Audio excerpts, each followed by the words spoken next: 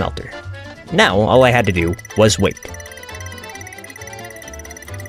And in the meantime, during the nights, I would go back to the farm and farm up creakings to add to the total resin I had. And while that's smelting, let's talk about the material list. This is the material list for the entire main build, costing over 100,000 blocks, and most importantly, this is going to suck to gather. Once the resin bricks were done, I turned all of the ones I had into resin block.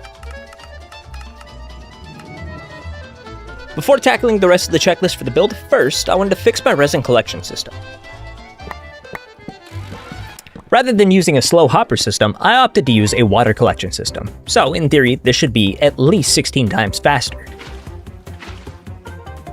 And boom, new collection system. Now, it was time to shift focus back to the main build. And the next item on the material list I would need to gather would be deep slate, specifically 51,055 blocks. And funny enough, I already had all of the deep slate I would need from excavating 2 perimeters. And after a bit of block converting, I could take deep slate off the checklist. Now, the next thing on the checklist would be quartz blocks. And there's 2 ways to get them. One is to farm the nether, and the other is to trade with villagers. And because recently I set up this villager breeder directly next to my factory district, trading seemed like the better option.